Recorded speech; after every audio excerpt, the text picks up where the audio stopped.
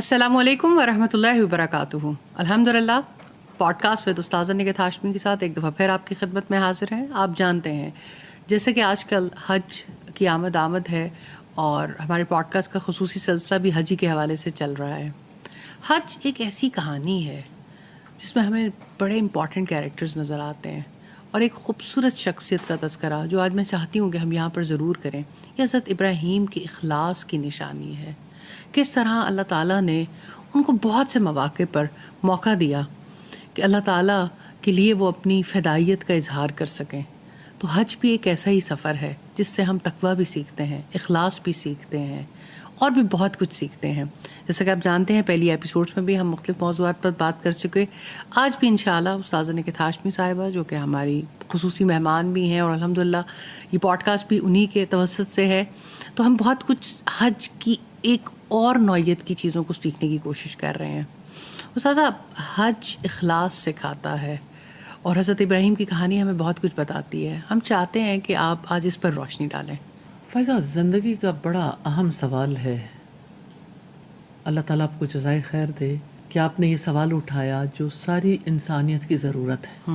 اور اللہ سبحانہ تعالیٰ بھی یہی کہتے ہیں وَمَا أُمِرُوا إِلَّا لِيَعْبُدُوا اللَّهَ مُخْلِصِينَ لَهُ الدِّينَ, کہ انہیں اس کے سوا کوئی حکم نہیں دیا گیا تھا کہ وہ دین کو اللہ تعالیٰ کے لیے خالص کر کے اس کی عبادت کریں. اب زندگی میں بھی دیکھتے ہو ہمیں کوئی چیز ناخالص تو نہیں چاہیے, اور کون نہیں جانتا کہ کھانے پینے کی اشیاء میں ناخالص چیز ہمیں ملے تو ہم کتنا زیادہ ریئیکشنری ہوتے ہیں. ہمیں رویوں میں ناخالص چیز ملے تو ہمیں اچھا نہیں لگتا. اللہ سبحانہ تعالیٰ کو بھی اچھا نہیں لگتا کہ اس کے لیے لوگ عبادت میں خالص نہ ہوں. اصل میں خالص ہی تو سب کچھ ہے, اخلاص ہی تو چاہیے محبتوں میں, تعلقات میں, معاملات میں. اور حج اخلاص سے کھاتا ہے. اور حج کا تعلق چونکہ ابراہیم علیہ السلام اور سیدہ ہاجرہ اور پھر محمد صلی اللہ علیہ وسلم تک آنے والوں اور پھر آپ صلی اللہ علیہ وسلم اور آپ کی کاوشوں کے ساتھ جڑا ہوا ہے, تو اس وجہ سے ہمیں حج کے حوالے سے ان ہستیوں کا تذکرہ ضرور کرنا ہے. تذکرہ کیے بغیر ہمیں اپنی زندگی کے لیے وہ سبق سیکھنا ہمارے لیے ممکن نہیں ہو پاتا. تو امکان بھی اسی طرح سے پیدا ہوتا ہے کہ ہم دیکھیں کس ماحول میں کیسے کوئی اللہ تعالیٰ کے لیے خالص ہو گیا. میں اکثر سوچتی ہوں ستارہ پرست قوم میں پیدا ہونے والے ابراہیم علیہ السلام کب جانتے تھے کہ اللہ سبحانہ تعالیٰ کون ہے؟ وہ کب جانتے تھے کہ اللہ تعالیٰ کے ساتھ کسی اور کو یعنی اس کے اختیارات کو تسلیم کرنا کیا معنی رکھتا ہے؟ اب دیکھیں ستارہ پرستی ہم کہتے ہیں تو ہمیں لگتا ہے کہ ہاں یہ کوئی یعنی اچھا نہیں ہے, فیل. لیکن اگر سٹارز کی بات کریں تو ہر بندہ یہ کہتا ہے میرا فلاں سٹار ہے, میرا فلاں سٹار ہے. تو ہمارے یہاں کوئی کم ستارہ پرستی تو نہیں ہے. اور ستاروں کے ساتھ یعنی اپنی تقدیر کے فیصلوں کو تلاش کرنا اور پھر اپنے یعنی زندگی کے راستوں کو اس اعتبار سے دیکھنا کتنی بڑی دنیا میں کامن ہے. آپ دیکھیں کہ ٹیکنالوجی کی ترقی ہو گئی, لوگ کہاں تک جا پہنچے. کوئی مانتا بھی نہیں ہے کہ یہ ستارہ پرستی, یہ تو صرف ایک نالج ہے جی, کہ جس سے ہم کچھ حال احوال پتہ کر لیتے ہیں, پرسنالٹی ٹائپس کو ڈیفائن کر لیتے ہیں. یہ بھی ایک مسکنسیپشن ہے جس کو دور کرنے کی ضرورت ہے. جی آپ یہ دیکھیں نا, جیسے یعنی ہمارے ایک مسلمانوں کے یہاں بھی ہے اور پھر دنیا میں جہاں سائنسی ترقیاں بہت عروج پر ہیں وہاں پر بھی اس قسم کے مسکنسیپشنز کتنے عروج پر ہیں. تو دنیا کا آج بھی بہت بڑا پرابلم ہے کہ یعنی لوگ جو ہیں وہ اپنی تھاٹس میں اور اپنے دلی معاملات میں خالص نہیں ہیں, اس لیے کہ ان کا مائنڈ سیٹ کسی اور چیز سے تشکیل پایا ہے. تو حج جو ہے وہ اس مائنڈ سیٹ کو ایڈریس کرتا ہے ڈائریکٹلی انڈائریکٹلی, کیونکہ حج میں آپ امیجن کر سکتے ہیں کہ حج میں انسان کیا کرتا ہے. عام کپڑے استعمال کرنے کی بجائے مردوں نے ظاہر ہے کہ لباس چینج کرنا ہے, 2 سفید چادریں جس میں یہ سفر طے کرنا ہے, اور وہ لباس امن ہے. تو ظاہر ہے کہ بہت ساری چیزوں سے تو انسان خالص ہو جاتا ہے. لا رفث ولا فسوق ولا جدال فی الحج، کہ حج میں نہ کوئی شہوانی گفتگو ہوگی، نہ ہی کوئی جھگڑے کی بات ہوگی، نہ نافرمانی کے کام. اب یہ وہ چیزیں ہیں جو آبویس ہیں، پتہ چلتی ہیں. لیکن دوسری طرف اگر آپ دیکھیں تو حج کے دوران جس طرح سے بہت ساری چیزیں سامنے آتی ہیں، جب لوگوں کو گائیڈ نہیں کیا جاتا، جب لوگوں نے گول سیٹنگ نہیں کی ہوتی، تو حج کرنے میں صرف جو ہے وہ نمازیں، یعنی نمازیں پوری کرنے کا سلسلہ جاری رہتا ہے، تلاوت کرنے کا، جی ایک یعنی بھاگ دوڑ رہتی ہے، لیکن مقصد سامنے نہیں رہتا. تو مقصد کو پیش نظر رکھنا، تو پھر یہ دیکھیں کہ کس سوسائٹی میں رہنے والے نے کیا ایفرٹ کی. آپ امیجن کریں کہ ستارہ پرستوں کے درمیان رہنے والے نے اللہ سبحانہ تعالیٰ کی مدد سے کتنی جلد اپنے رب کو پہچان لیا تھا. اللہ تعالیٰ نے انہیں، وہ کیا چیز تھی جو حضرت ابراہیم علیہ السلام کے دل میں یہ سوال اٹھاتی تھی؟ حق کی تلاش تھی، یا اگر یہ تلاش ہی نہ ہو، یا یہ تلاش ہوتی ہے ہر انسان کے اندر بلٹ ان؟ تلاش تو ہر انسان کے اندر ہے، یہ اللہ تعالیٰ نے بلٹ ان رکھی ہے. بلٹ ان ہے، بلٹ ان رکھی. تو پھر انسان استاد یہ اتنی دب کیسے جاتی ہے؟ دیکھو میں بھی تو گرد آلود فضاؤں میں رہتا ہوں، میرا بھی تو دامن میلا ہو سکتا ہے. جہاں آپ رہو گے اس کے اثرات تو آئیں گے. لیکن حضرت ابراہیم بھی تو اتنی گرد آلود ہواؤں میں رہتے تھے، یعنی ہر طرف مشرک لیکن شرک ہو رہا ہے اور میں یہ ضرور عبادت ہو رہی ہے. جی میں یہ ضرور کہنا چاہوں گی کہ آج ہمارا چھوٹا بچہ بھی اس قابل نہیں رہنے دیا گیا کہ وہ غور و فکر کر سکے، کیونکہ اسکرین ٹائم اتنا حاوی ہے بچے پہ، بڑے پہ، جس کی وجہ سے ریٹینشن نہیں ہوتی. اصل چیز تو پھر یہ ہے نا کہ کنیکٹیوٹی کا جو ٹائم ہے ایک اللہ رب العزت کے ساتھ، اور ایک رسول اللہ کی حدیث صلی اللہ علیہ وسلم کی بھی ہمیں ملتی ہے کہ عقل مند آدمی کے لیے لازم ہے کہ اپنے دن کو 4 حصوں میں تقسیم کریں. تو اس میں بھی بہت بڑا حصہ، ایک حصہ پورا غور و فکر کے لیے. بالکل، کیوں نہیں. تو غور و فکر کرنا، تفکر دل کی عبادت ہے. اس کا مطلب ہے جس چیز پہ ہمیں اپنی جنریشنز پہ اور خود پہ اور اپنی نیو جنریشنز پہ کام کرنے کی ضرورت ہے، وہ یہ ہے کہ وہ ٹائم نکالا جائے جہاں پر آپ کنیکٹڈ ہو سکیں اللہ رب العزت. جی اصل بات یہی ہے. اور حج میں کھلے آسمان تلے بہت موقع ملتا ہے فطرت کو دیکھنے کا. جب انسان اپنے گھر بار کو چھوڑ کے جاتا ہے، مصروفیات کو چھوڑ کے جاتا ہے، بزنس چھوڑ کے جاتا ہے، اپنے پیاروں کو چھوڑ کے جاتا ہے، اجنبی لوگوں کے ساتھ رہتا ہے، لباس تک ترک کر دیتا ہے. عام حالات کا لباس نہیں، عام معمولات میں جو بات چیت ہوتی، بات چیت ویسی نہیں، تعلقات میں ایک چینج آتی ہے. تو نیچرلی یعنی انسان کو موقع پہ اسے پتہ چلتا ہے کہ میں تو کسی اور ورلڈ میں ہوں، کسی اور ٹائم زون میں ہوں، کسی ایسے زون میں ہوں جو ٹینشن فری ہے. وہاں کے حالات و واقعات فرق ہے. تو ہر کوئی جب وہاں پہ جا کے یعنی کعبہ کے ارد گرد لوگوں کو طواف کرتے دیکھتا ہے تو اس کے ذہن میں سوچ تو ابھرتی ہے. جب نمازوں میں دیکھتا ہے، نمازوں میں صف بندی دیکھتا ہے اور اس نماز میں شریک ہوتا ہے، اذان کو توجہ سے سنتا ہے. عام دنوں میں تو ظاہر ہے کہ یہ سارے کام اس طرح سے نہیں ہوتے، تو بہرحال تفکر کا موقع ملتا ہے. ابراہیم علیہ السلام کو یہی موقع تو ملا تھا کہ انہوں نے، قرآن مجید میں اس کا تذکرہ ملتا ہے کہ ابراہیم علیہ السلام نے تارے کو دیکھا، کہا یہ میرا رب ہے. تو رب کی تلاش تو اندر تھی نا. اور پھر جس وقت تارا یعنی اپنی جگہ پہ تھا لیکن چاند نکلا، کہنے لگے نہیں یہ بڑا ہے، یہ زیادہ چمکتا ہے، یہ میرا رب ہے. پھر جب چاند ڈوب گیا تو کہا میں تو ڈوبنے والوں سے محبت نہیں کرتا. اور پھر سورج نکلا تو کہنے لگے یہ سب سے بڑا ہے، یہ میرا رب ہے. جب سورج بھی ڈوبا تو کہنے لگے میں شرک اور شرکا سے بیزار ہوں. تو یہ ایک فکری سفر ہے نا، غور و فکر کا. تو میں سوچتی ہوں کہ آج تو انسانیت سے یہ غور و فکر کرنے کی صلاحیت ہی چھین لی گئی. اور جیسے آپ یہ کہہ رہی ہیں کہ حج پہ آپ کو بہت سے ریکنیکشن کے مومنٹ ملتے ہیں، اس میں کوئی شک نہیں ہے، لیکن اس کو بھی پلان کرنا پڑتا ہے نا. آج تو اسکرین ٹائم تو کم نہیں ہوتا بہت زیادہ. ابھی میں کچھ ریسنٹ ولاگز دیکھ رہی تھی، لوگوں نے اس کا تذکرہ بھی کیا کہ آپ اللہ کے گھر پر بھی ہیں اور آپ اتنے زیادہ، پہلے تو صرف ایک سیلفی کے اوپر اعتراض ہوتا تھا کہ سیلفی لے لیتے ہیں جی، تصویریں کھینچ رہے ہیں. اب تو آپ جہاں پر بھی ہیں آپ اپنے ویورز کے لیے ایک ایسی چیزیں ریکارڈ کر رہے ہیں، آپ بھول گئے ہیں کہ آپ کس کے گھر آئے ہوئے ہیں. آپ یہ دیکھیں پہلے تو مقصد کیا ہے، حرم میں پہلے کیمرہ الاؤڈ نہیں تھا. اللہ کرے کہ یہ پالیسی اب بھی ریوائز ہو جائے کسی طرح سے. میں یہ سمجھتی ہوں بہت اچھا وقت بہت اچھا تھا، اس لیے کہ سب لوگوں کی توجہ پھر حرم کی طرف ہوتی تھی نا.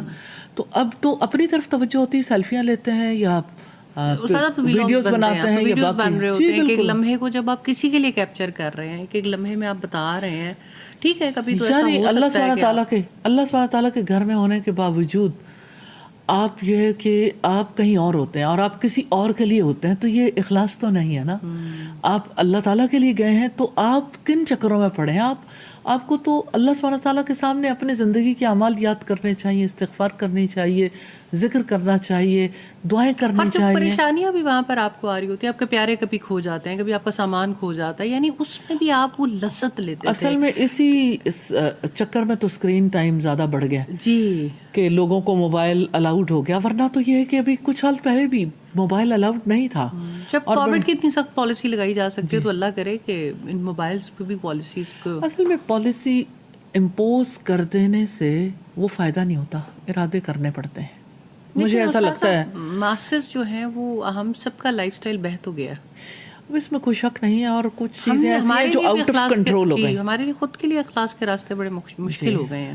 جی, اور پھر آپ یہ دیکھیں کہ حرم میں میوزک بجتا رہتا ہے مسلسل, کسی نہ کسی کی کوئی ٹون ایسی, کچھ نہ کچھ ایسا طواف کے دوران. اور ویڈیو استاذہ ہر بندہ اپنے گھر والوں کو ویڈیو پہ بات کر رہا ہوتا ہے, وہ یہ بھول جاتا ہے کہ مجھے دیکھنے والے باقی ساری دنیا مجھے دیکھ رہی ہے, وہ بھی ان کا بھی حج خراب ہو رہا ہے, ان کا بھی حج خراب کہ ان کی بھی توجہ بٹ رہی ہے. بالکل. تو اللہ سبحانہ تعالیٰ کے لیے حج کرنا کتنا ضروری ہے. اللہ سبحانہ تعالیٰ نے یہی تو کہا وَأَتِمُّ الْحَجَّ وَالْعُمْرَةَ لِلَّهِ, کہ حج اور عمرہ کو اللہ تعالیٰ کے لیے پورا کرو. تو یہ کس کے لیے پورا کر رہے ہیں نا. مراقبہ کی ڈیفینیشن سمجھا دی گئی ہے, تو حج بھی بیسکلی ایک ایسے ہی مراقبے کا نام ہے کہ ایک دفعہ آپ اللہ کے لیے چھوڑ دیں جو کچھ, یعنی نہ تو اب تو بڑا آسان لگتا ہے, نہ آفیسز چھوٹتے ہیں, نہ کاروباری معاملات چھوٹتے ہیں, نہ کچھ اور چھوٹتا ہے. آپ کہیں چلے بھی جاتے ہو تو آپ پورے طریقے سے اسی طرح سے کنیکٹڈ ہوتے ہو. جی بالکل ایسا ہے, لیکن یہ ہے کہ حج بہرحال موقع ضرور فراہم کرتا ہے کہ آپ ڈسکنیکٹ ہو سکتے ہو. اور اللہ سبحانہ تعالیٰ کو اگر آگے رکھنا ہے تو ظاہر ہے کہ باقی چیزوں کو پیچھے کرنا پڑے گا, اور پیچھے کرنے کے لیے سب سے بڑی رکاوٹ ہرڈل تو ہمارے اپنے ہاتھوں میں ہے. اور موبائل کی صورت میں جو چیزیں ہمارے یعنی عادت بن گئی نا زندگی کی, کنڈیشنڈ ہو گیا مائنڈ, لوگ اس کو چھوڑ نہیں سکتے, ترک نہیں کر سکتے, جس کی وجہ سے بہت زیادہ مشکل میں ہیں سارے لوگ. اور میں کہہ سکتی ہوں اس بات کو بڑے وثوق کے ساتھ کہ اس کے اوپر ریسرچز بھی ہوئی کہ لوگوں کو سوشل میڈیا ایڈکشن ہو چکی ہے, میڈیا ایڈکشن ہے, سوشل میڈیا ایڈکشن ہے. اسی طرح کے ریزلٹس بھی سامنے آتے ہیں ریسرچز کے بعد, جس طرح کے ریزلٹس کوئی نشاور چیز لینے سے آتے ہیں انسانوں کے لیے. یعنی ان کے اندر اتنی ہالونس ہو گئی ہے انسانوں کے اندر کہ انہیں یعنی موبائل کے بغیر وہ زندگی کا تصور نہیں کر سکتے. تو سوچیں حضرت ہاجرہ کو کہ انہیں کس طرح سے بغیر کسی کنیکشن کے ایک اکیلی خاتون کو اپنے بچے کے ساتھ صحرا میں چھوڑا گیا. اخلاص تو اسی طرح سے آتا ہے. اور اخلاص کے اعمال اگر دیکھیں تو ابراہیم علیہ السلام کا اپنی بیوی کو چھوڑ کے جانا, تو اگر دیکھیں تو حضرت ہاجرہ ایک تاریخ مرتب کر رہی تھیں, اور حج کی تاریخ کا بڑا گہرا تعلق ہے ان چیزوں سے. بالکل. اور پھر آپ بہت سارے مناسک اور سنتوں کا تعلق بھی. جی, اور آپ یہ دیکھیں کہ ابراہیم علیہ السلام اور اسماعیل علیہ السلام نے اگر گھر تعمیر کیا تھا تو اس گھر کا طواف ہوتا ہے. اس طواف میں آپ نے اسی طرح سے اپنے آپ کو لے کے آنا ہے جیسے اقبال کہتا ہے نا کہ لہو خورشید کا ٹپکے اگر ذرے کا دل چیریں, کہ ایک ذرے میں بھی وہی موومنٹ ہے جو سورج کے اندر موومنٹ جاری ہے, کہ ایک ایٹم میں نیوکلیس کے گرد الیکٹرانز گھومتے ہیں. یہ ہے کعبے کی حرکت, کعبے کے اندر ہونے والا طواف. لیکن کیا واقعی ہم کعبہ کے گرد اپنے آپ کو ایسی صورتحال میں لے آتے ہیں؟ تو حاجیوں کو چاہیے کہ وہ اپنے آپ کو اسی طرح سے کعبے کے گرد گھومنے کے لیے تیار کریں جیسے ایک الیکٹران ہر چیز سے بے نیاز ہوتا ہے. اور ریلی نیچر سے بہت زیادہ اسباق ہمیں ملتے ہیں. اور حج ہمیں ایسی دنیا میں لے جاتا ہے جہاں ہمارے لیے امکانات بہت ہیں, امکانات بہت ہیں. صرف یہ کہ ارادہ کر کے اللہ سبحانہ تعالیٰ سے دعا کرنے کی ضرورت ہے. تو جب یاد رکھیں کہ اخلاص تب تک نہیں آتا جب تک آپ اللہ سبحانہ تعالیٰ کے ماں سوا دوسری چیزوں سے ڈسکنیکٹ نہیں ہوتے فار سم ٹائم. اور باقی یہ کہ اللہ تعالیٰ یہ تو نہیں روکتا کہ آپ نے دنیا میں رہتے ہوئے دنیا میں باقی تعلقات کو چھوڑ دینا ہے، لیکن آپ ڈسکنیکٹ ہوتے ہیں تو اللہ سبحانہ تعالیٰ سے ایک کنیکشن جڑتا ہے، اور آپ کا اللہ تعالیٰ سے ایک تعلق جڑتا ہے، آپ اس کے سامنے اپنے آپ کو رکھتے ہو، آپ اپنے دلی حالات و معاملات کو، اپنے خطاؤں گناہوں کو، اپنی ضروریات کو، مشکلات کو، مصائب کو، اپنی اس دنیا کو، آنے والے جہان کو، تو اس کی وجہ سے یعنی ایک رشتہ، ایک تعلق پیدا ہوتا ہے، اور یہ تعلق ہے جو زندگی بھر پھر کام آتا ہے۔ اس تعلق میں خالص ہونا بہت زیادہ ضروری ہے۔ اور آپ دیکھیں مناسک حج میں جگہ جگہ، آپ طواف میں دیکھیں، آپ صفا مروہ کی سعی میں دیکھیں، مواقع تو موجود ہیں کہ سعی کرتے ہوئے جیسے حضرت حاجرہ نے کوشش کی تھی تو وہ کتنی فوکس تھی نا، کہ انہیں پانی کی تلاش تھی۔ تو جو اللہ سبحانہ تعالیٰ کے لیے نکلتے ہیں انہیں بھی تو اپنے رب سے تعلق ہی کی تلاش ہوتی ہے نا، اور رب سے تعلق کے لیے جب آپ صفا پہ جا کے دعا کرتے ہو کہ ابدأ بما بدأ اللہ بہ، کہ میں اسی سے ابتدا کرتا ہوں جس سے اللہ تعالیٰ نے ابتدا کی، اور حرم کی طرف دیکھ کے آپ ہاتھ اٹھا دیتے ہو، اور ہاتھ تو اللہ سبحانہ تعالیٰ کی طرف اٹھاتے ہیں، اور پھر آپ دیکھیں کہ صفا اور مروہ تو اللہ کی نشانیوں میں سے ہیں، اور پھر آپ اس نشانی پہ کھڑے ہوتے ہیں، تو یہ اللہ سبحانہ تعالیٰ نے کس طرح سے حضرت حاجرہ کو اس کا سبب بنایا، کس طرح صفا پہاڑی جو ہے وہ لوگوں کے نوٹس میں آئی، اور کس طرح مروہ تک وہ گئیں، تو جو بھاگ دوڑ تھی وہ اللہ تعالیٰ کے لیے تھی۔ آج بڑی ڈبیٹ ہے، آپ یہ دیکھیں کہ اتنا بڑا حکم اور اتنا بڑا مناسک اور اتنی زندگی کی خواہش کہ انسان زندگی میں ایک بار مسلمان صاحب استاد پہ حج فرض بھی ہے، اور ہر مسلمان کی خواہش بھی ہے، ہم نے پچھلے پروگرامز میں بھی اس پہ بات کی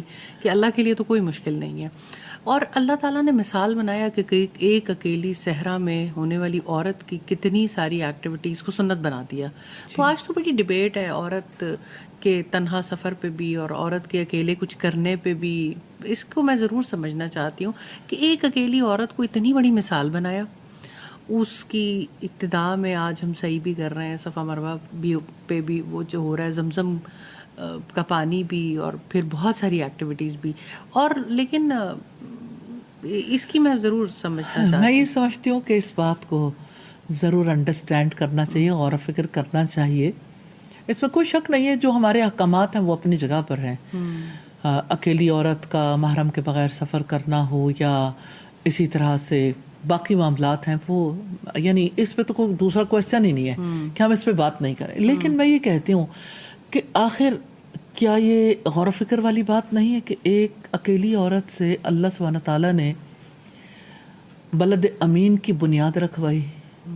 اللہ سبحانہ تعالیٰ کا ظرف ہے نا، ظرف، لیکن آپ ناقص العقل کہہ کے عورت کو ایسے مقام تک تو نہیں پہنچا سکتے کہ عورت جو ہے وہ کچھ کرنے کے قابل نہیں ہے۔ کہ عورت کے بارے میں جب میں جب مائنڈ ریڈ کرتی ہوں تو مجھے حیرت ہوتی ہے کہ عورت کے بارے میں یہ تصور آئے گا، اس کا نکاح ہوتا ہے، اس کے بچے پیدا ہوتے ہیں، وہ گھر میں کام کرتی ہے، اور پھر یہ ہے کہ اس کو وراثت ملے یا نہ ملے، اور بس اس کا رول ختم ہو جاتا ہے۔ یہ ہمارا عام مائنڈ سیٹ ہے۔ اس مائنڈ سیٹ کے ساتھ کوئی اس بات پہ غور و فکر کیوں کرے گا کہ حضرت حاجرہ نے کیا کیا تھا، حضرت مریم نے اور کیا کیا پھر تھا، حضرت مریم نے کیا حضرت کیا، عائشہ نے حضرت کیا کیا، آسیہ نے کیا کیا، اور حضرت خدیجہ نے کیا کیا، اور حضرت عائشہ نے کیا کام کیا۔ سر حج میں یہ سوچتے ہوئے اب تو میرے ذہن میں یہ سوچ بہت زیادہ ابھرتی ہے، جس کے لیے میں نے آپ سے سوال بھی پوچھا کہ حضرت حاجرہ کو اس حال میں تنہا اللہ تعالیٰ نے اتنا بڑا ان سے کام لینا تھا۔ دیکھیں اللہ سبحانہ تعالیٰ کی حکمت اور اللہ سبحانہ تعالیٰ کی طرف سے جو ایک بنیادی کام پوری دنیا کے لیے ایک نشانی بنانی تھی، اپنا گھر، تو اس میں بہت بڑا میسج ہے کہ اللہ سبحانہ تعالیٰ نے اس سرزمین کو سب سے پہلے ایک عورت سے آباد کروایا جس کی گود میں ننھا بچہ ہے۔ ریلی آباد کاری تو اسی طرح سے اور اسی طرح کی پیرنٹنگ سے ہوتی ہے۔ تو جو ہے نا ماں، وہ روٹ ہے، اور روٹ کو کہتے ہیں عربی زبان میں جڑ۔ تو سوسائٹی کی جڑ جو ہے نا، جڑ بنیاد وہ عورت ہے۔ میں یہ نہیں کہتی کہ مرد کا رول نہیں ہے۔ اور پھر آپ دیکھیں کہ اللہ سبحانہ تعالیٰ نے اگر حضرت حاجرہ کو موقع دیا تو انہوں نے بنو جرہم کے لوگوں کے ساتھ ایک معاہدہ طے کیا تھا. آج جب لوگ کسی معاہدے میں عورت شامل ہو تو اسی بحث سے نہیں نکلتے عورت یہ معاہدے کر سکتی ہے, عورت کو اتنا امپاورڈ ہونا چاہیے یا نہیں ہونا چاہیے, مانی جائے گی یا اس کا سگنیچر بھی قبول ہوگا. آج تو یہ ڈیبیٹ شروع ہو جاتی ہے. غور و فکر نہ کرنے کی وجہ سے ہی یعنی لوگوں کو موقع ملا تو انہوں نے کہا کہ عورت آدھا انسان ہے. اسی لیے تو پھر بہت زیادہ جو ایک تفاوت بھی پیدا ہوا ہے, یہ جو لڑائی ہے ہمارے معاشرے کے اندر کہ یا تو آپ کسی کو اتنا سپرسٹیشیس بنا دیتے ہیں یا آپ کسی کو اتنا ہی گرا دیتے ہیں کہ اس کا ہونا بھی اس کے لیے ایک جرم بن جاتا ہے. نو ڈاؤٹ مجھے ایسا لگتا ہے کہ تاریخی اعتبار سے جو کردار محمد صلی اللہ علیہ وسلم نے ادا کیا کہ تمہاری دنیا سے دو ہی چیزیں مجھے محبوب ہیں, اور آپ صلی اللہ علیہ وسلم کا یہ فرمانا کچھ چھوٹی بات نہیں ہے, عورت اور خوشبو اور نماز کو میری آنکھوں کی ٹھنڈک بنا دیا گیا. آپ صلی اللہ علیہ وسلم نے عورت کے رائٹس کے لیے جو کام کیا, جو امپورٹنس دی, جہاں بچیاں زندہ دفن ہوتی تھیں وہاں بچی کو زحمت کی بجائے رحمت تک لے کے آنا. نقطے کا فرق ہے لیکن فرق کتنا بڑا ہے. تو دیکھیں وہ مائنڈ سیٹ ہی چینج ہو گیا تھا. اور اب دیکھیں حضرت عمر جیسے یعنی اتنے فراست رکھنے والے صحابی جو ہیں وہ کہتے ہیں اپنی وائف سے کہ جب سے آپ مدینہ میں آئی ہو تو آپ لوگوں کی زبان بہت چلنے لگی ہے. تو ان کی زوجہ مطہرہ کہتی ہیں بیٹی کا گھر جا کے دیکھو, اور بیٹی کے پاس پہنچتے ہیں تو وہ کہتی ہیں باپ کے سوال کرنے پر کہ یہ تو ہمارا آپس کا معاملہ ہے. تو یہ معاملات بھی ظاہر توجہ طلب ہیں, لیکن اصل بات یہ ہے کہ حج کی عبادت جو ہے اخلاص کے لیے ہے, اور یہ ساری وہ چیزیں ہیں جو حج پہ جانے والے ایکسپیرینس کرتے ہیں کہ اسلام کتنا سچا دین ہے. مرد کو بھی وہی مواقع حاصل ہیں, خاتون کو بھی, اور اگر خواتین کے حوالے سے یہ ہے کہ محرم کی شرط ہے تو وہ اس کی ہیلپ کے لیے ہے, حکمت ہے اس میں, اور اس میں بڑی حکمت ہے. اور اس کو کوئی بھی یعنی جتنے لوگ بھی چیلنج کرنا چاہیں بہرحال اس سے انکار اور اس سے مفر ممکن نہیں ہے. تو اب یہ ہے کہ اس کے اوپر بہت زیادہ ڈیبیٹ ہو سکتی ہے کہ سعودی گورنمنٹ نے اجازت دے دی یا نہیں دی یا جو بھی سلسلہ ہے, لیکن میں تو اللہ سبحانہ تعالیٰ نے جو اپنے نبی کی زبان سے کہلوایا اور جس کو پریکٹس کروایا اس کو اس لیے سامنے رکھ رہی ہوں کہ یعنی اس میں اگر آپ تسلیم کر لیں کہ حکمت ہے تو آپ کو اخلاص پر غور و فکر کرنے کا موقع مل جائے گا, ورنہ تو دماغ اسی باتوں میں ہی الجھا رہتا ہے.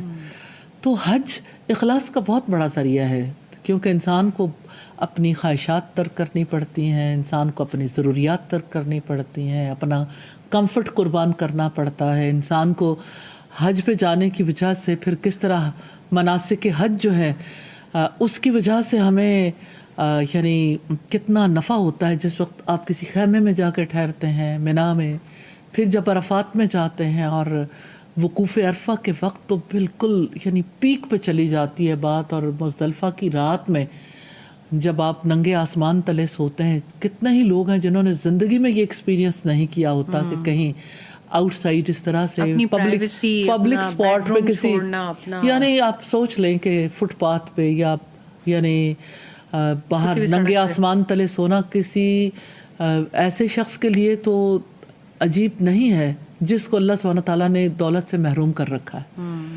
غربت کے ساتھ تو یا افلاس کے ساتھ تو ایسی چیزیں لوگ ایکسپیرینس کرتے ہیں, لیکن ہر طرح کے کمفرٹ رکھنے والے کو بھی ایکسپیرینس کرنی ہے تو انسان اللہ سبحانہ تعالیٰ کے لیے برداشت کرتا ہے نا. اور پھر آپ جمرات کی رمی کرتے ہیں اور کنکر مارتے ہیں تو اس وقت بھی اگر آپ دیکھیں وہ بھاگ دوڑ ہے, قربانی ہے, تو اللہ کے لیے اخلاص ہے. قربانی تو بذات خود ایسا عمل ہے جو بہت زیادہ اخلاص سکھاتا ہے, کیونکہ اللہ سبحانہ تعالیٰ کہتے ہیں کہ نہ تو اللہ تعالیٰ کو تمہارا ذبح کیا ہوا گوشت پہنچتا ہے نہ لہو, اسے تو دلوں کا تقویٰ پہنچتا ہے. اور اللہ تعالیٰ تو تمہاری صورتوں اور تمہارے جسموں کو نہیں دیکھتا, تمہارے دلوں کو دیکھتا ہے. تو یہ چیزیں ایسی ہیں جس کی وجہ سے ہمیں پتہ چلتا ہے کہ حاجی کے پاس مواقع بہت ہیں.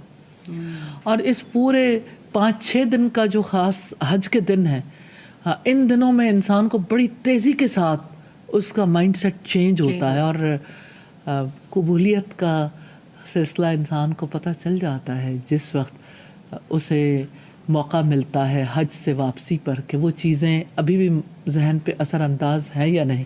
لیکن عام طور پر جب لوگ اس بارے میں غور و فکر نہیں کرتے تو ایئرپورٹ پہ ہی صورتحال تبدیل ہو جاتی ہے.